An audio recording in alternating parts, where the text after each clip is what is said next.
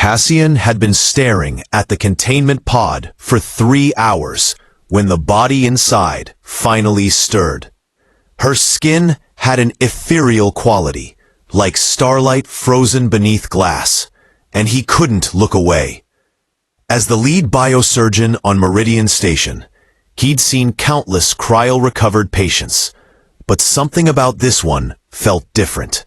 The scanner had registered her arrival 6 days ago, drifting through the void in a derelict shuttle, and the automated systems had preserved her perfectly. He initiated the revival sequence, watching as the pod hissed open and released clouds of cryogenic mist. Her eyes fluttered first, silver gray and luminous, before focusing on his face. She gasped, inhaling the station's recycled air as if tasting it for the first time. "Easy," Cassian said, steadying her trembling shoulders. His hands were warm against her cold skin. "You're safe now. You're aboard Meridian Station, the Outer Rim's only medical hub." She blinked several times, her gaze moving from his face to the sterile white walls surrounding them. Her lips moved soundlessly before words came. "How long?" Her voice was like silk fraying at the edges. "The cryologs say approximately 500 years since your last log entry," he replied, watching her process this information. Her expression shifted from confusion to something resembling grief.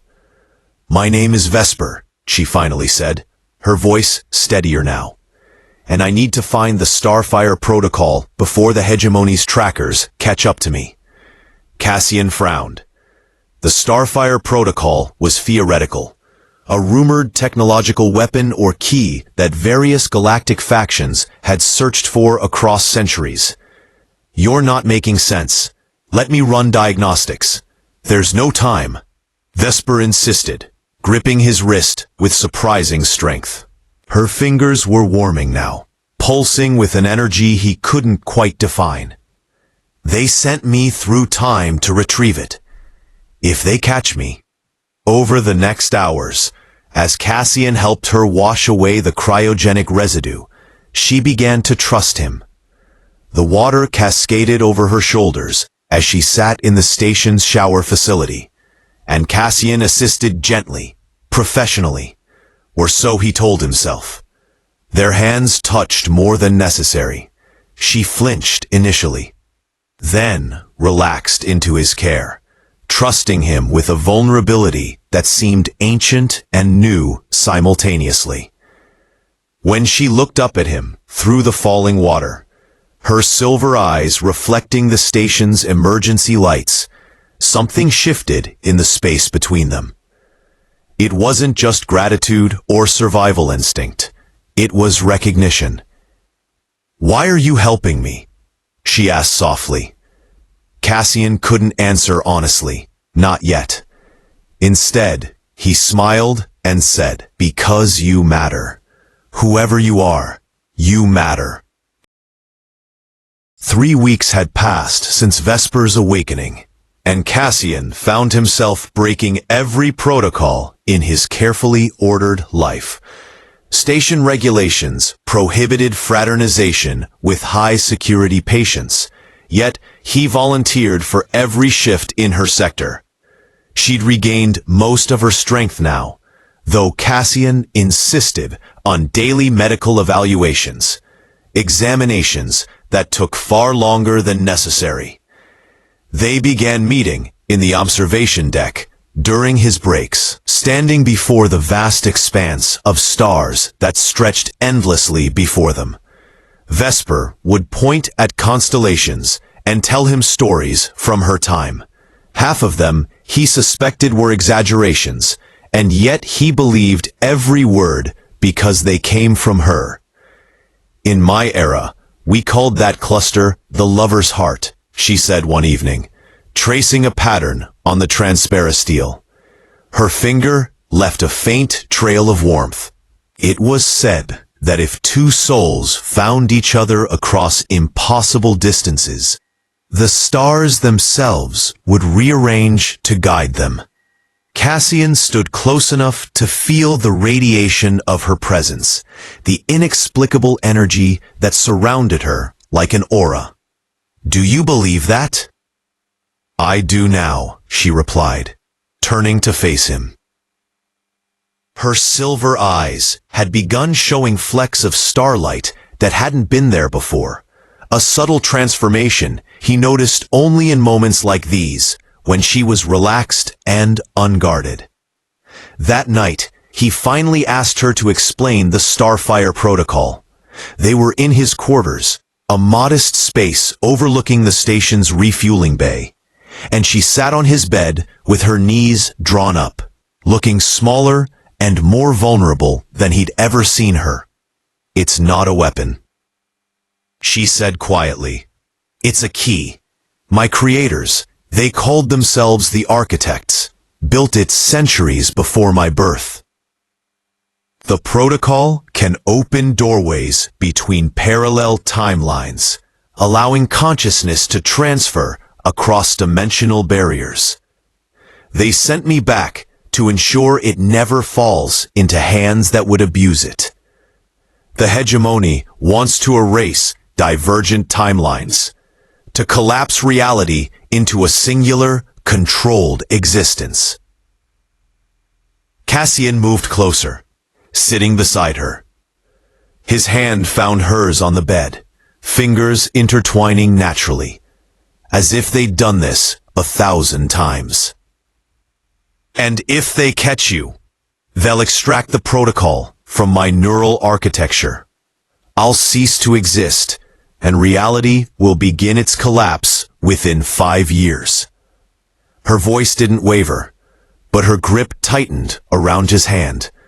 "Cassian, I know this is asking too much, but I need someone who sees me as more than a mission objective. I need someone to remind me why I'm fighting." He turned to face her fully then, reaching up to brush a strand of hair from her face. Her skin had a subtle iridescence now, warm beneath his touch.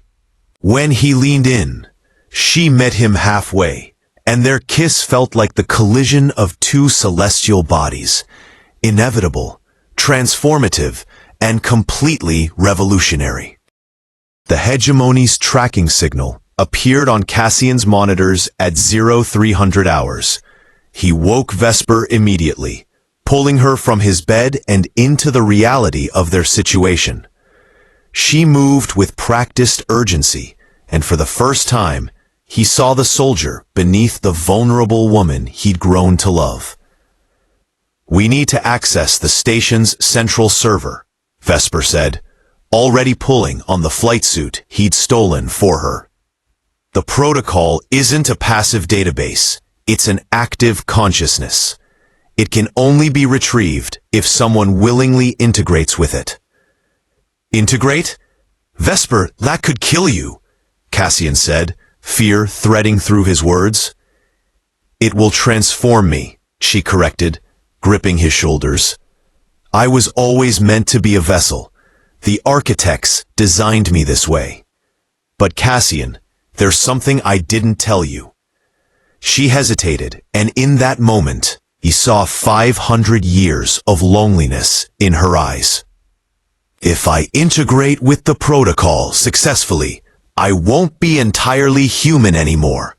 I might not be able to exist in your timeline for extended periods. I might become something neither of us fully understands." Cassian pulled her close, breathing in the scent of starlight that clung to her now. "I don't care. We'll figure it out together." Reaching the central server meant crossing the station's maintenance tunnels, and the hegemony's agents were already docking their ships in the main bay. Alarms screamed through Meridian's corridors as Cassian and Vesper ran, hands clasped, through corridors he'd walked for 15 years, but now seemed transformed into a maze of danger. Vesper's skin had begun to glow, silver light emanating from beneath the surface. Cassian realized she was transitioning.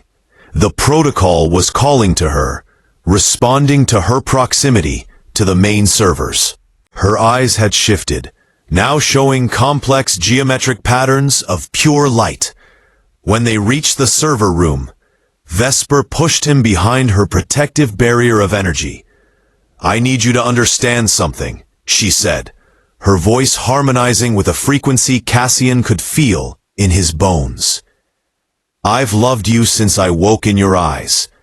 That moment, when you looked at me with such gentleness, such faith, I recognized my future. But futures can branch, Cassian. If I do this, I'm choosing a specific path through infinite possibilities. Then choose us," he whispered. "Whatever you become, whatever reality shifts around us, choose us." She reached back, their fingers touching one final time as human skin met emerging stardust. As the protocol integrated fully with her consciousness, Cassian watched the woman he loved transmute into something magnificent and strange, a being composed partly of flesh, partly of pure dimensional energy. She was still Vesper, but she was also infinite. Space. 27 hours after Vesper's transformation, the station's sensors detected an unprecedented solar storm bearing down on their position. Cassian realized it was no coincidence. The hegemony ships had triggered something, forcing a coronal mass ejection that would destroy everything within 6 light-years if protective measures weren't activated. Only one person could interface with the station's quantum shielding matrix. Only one person had the dimensional awareness necessary to calibrate the frequencies to account for the storm's multidimensional properties. Vesper materialized in the command center in a cascade of starlight, her form solidifying enough that Cassian could recognize her face, though her edges seemed to fade into probability rather than definite boundaries. Her voice carried multiple tones, like listening to someone speak through crystalline glass. "If I do this, I'm anchoring myself here for 72 hours, she explained to Cassian, her hand passing through the console's control interface without quite touching it. "My consciousness will be distributed across the protective matrix, holding it stable as the storm passes. During that time, I'll be vulnerable. The hegemony could, parentheses." Cassian interrupted, moving to stand beside her. "I'll protect you. Station staff, the refugees we've taken aboard, everyone here will stand against them." Their eyes met, silver and human, infinite and finite. When she reached for his face, her touch was barely there, like mist given momentary form. But he felt it, felt the intensity of her presence, even as her physical density decreased. They kissed one last time before she integrated with the Matrix. And Cassian tasted stardust and eternity. As her consciousness dispersed throughout the station's systems, she whispered one final message only Cassian could perceive. "I am always choosing us." The solar storm arrived with cosmic fury, but the barrier held. Cassian watched the hegemony's ships disintegrate in the solar wind, destroyed by the very weapon they'd sought to weaponize. Meridian Station hummed with the frequency of Vesper's presence, and he realized she was still there, still connected to him, even as she existed in dimensions he couldn't perceive. For 3 days and nights, Cassian worked in the control center, maintaining contact with Vesper through the quantum matrix. He spoke to her constantly, telling her about the refugees they'd saved, about the repairs underway, about how much he missed her presence. And she responded, her voice emerging through the station's speakers in harmonics of pure affection. When she finally began to coalesce again, to pull her consciousness back into singular form, Cassian was waiting. She materialized slowly this time, her form stabilizing as she regained physical coherence. She stumbled, and he caught her, holding her as if she might scatter back into stardust if he loosened his grip. The integration with the Starfire Protocol had fundamentally altered Vesper's relationship with reality. She could no longer remain entirely within Cassian's timeline for extended periods. But the protocol had gifted them something else: the ability to maintain connection across dimensional barriers. 3 times weekly, when the quantum windows aligned favorably, she could exist fully in his reality for limited spans. Cassian had requested a transfer to Meridian Station's Temporal Research Division, abandoning his medical career to pursue something more important: understanding the nature of Vesper's existence and exploring whether the boundary between dimensions was truly fixed or merely theoretical. 6 months after the solar storm, they had constructed a chamber where Vesper could remain coherent for up to 14 hours at a time. The first time she spent an entire night in his quarters, in stable form, they didn't sleep. They made love with the intensity of 2 beings who understood that time was their true adversary, that every moment together was stolen from the infinite distances separating them. Cassian memorized every detail: the warmth of her skin as it solidified, the way starlight pooled in her eyes, the whispered words of devotion that carried frequencies beyond human hearing. He promised himself he would never forget, because forgetting would mean losing her twice over. Holding his hands as they stood once more before the observation deck. What if we merged our timelines? What if we created a new branch of reality where you exist partially in my dimension and I remain partially in yours? We'd have to give up certainty, but Cassian, we could have genuine time together. Cassian didn't hesitate. Show me how. The integration took 3 months of preparation and countless calculations. Cassian underwent quantum recalibration procedures that altered his neural architecture, creating neural pathways capable of perceiving multiple dimensional layers simultaneously. Vesper reinforced her density anchors, committing more of her consciousness to the physical plane than she'd ever attempted. On the night of the final integration, they stood in the chamber together. When the procedure activated, reality itself seemed to ripple. Cassian felt Vesper's consciousness touch his at every level, not invasive, but intimate beyond measure. They were still separate beings, still fundamentally themselves, but now they existed in a space that belonged entirely to them. When Cassian opened his eyes, Vesper was standing before him in solid form, her edges no longer fading to probability. Real, present, here to stay. "Hello," she whispered, and then she was in his arms, and he was falling into her, the way stars fall toward each other across the void. They had transcended the constraints of their separate worlds, written themselves into a new reality where love wasn't theoretical but absolute, where distance meant nothing and futures branched endless and beautiful before them. Cassian had set out to be a healer, but he had ended up discovering something far greater: that love wasn't about fixing what was broken, but about choosing to build something entirely new together. As Meridian Station hummed around them, as probability became certainty and infinite timelines collapsed into one perfect moment, they understood some destinies were written in starlight, and some souls were simply meant to find each other across any distance.